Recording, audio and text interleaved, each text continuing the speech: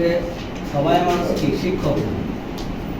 এই স্কুলটা যখন প্রতিষ্ঠিত হয়, সহকারী শিক্ষক এবং প্রধান শিক্ষক আমার বাবার কাছে 20 টাকা দামের রসিদ দিয়েছিল।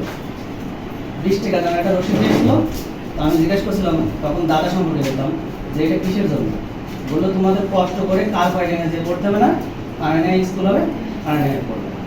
তো সেই স্বপ্নটা থেকে যে ব্যক্তিরা এই স্কুলে পড়ার স্বপ্ন দেখেছে সেই ব্যক্তিটাকে ধন্যবাদ জানাই। আর সব থেকে বড় কথা হচ্ছে এটা আমার নিজের একটা ক্যাম্পাস, সকলে আমার পরিচিত। আমি আপনাদের সন্তান, ছোট ভাই। যদি ভুল ত্রুটি থাকে কাজের ক্ষেত্রে তাহলে ক্ষমা করে দেবেন। আর যে কাজগুলোই সাহায্য সহযোগিতার প্রয়োজন হবে আপনারা নির্দ্বিধায় আমাকে হেল্প করবেন। কারণ কি, ভুলে এবং গুণে দুটা ক্ষেত্রে কিন্তু একটা মানুষ, তাছাড়া তো চলতে পারে না।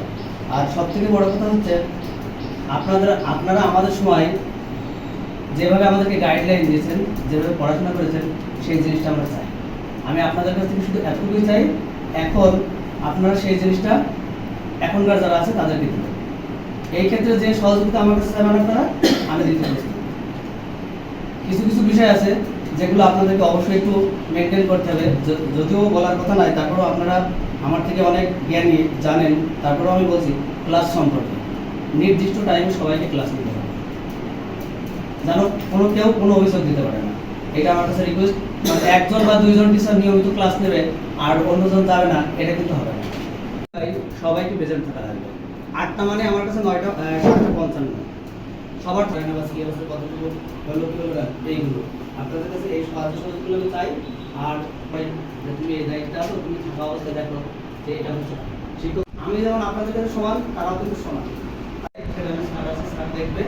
আর একজন ফার্স্ট বা সেকেন্ড বলে তাকেই যেমন সবাই আসবেন, এই আবহাওয়া দেখেই এখানে ক্লাস নেওয়া তারা যথেষ্ট চেষ্টা করে। আমাদের যে প্রধান শিক্ষক আছে, সহকারী প্রধান শিক্ষক আছে, তাদের গুণগান আমরা তার সঙ্গে না করে ভালো। তো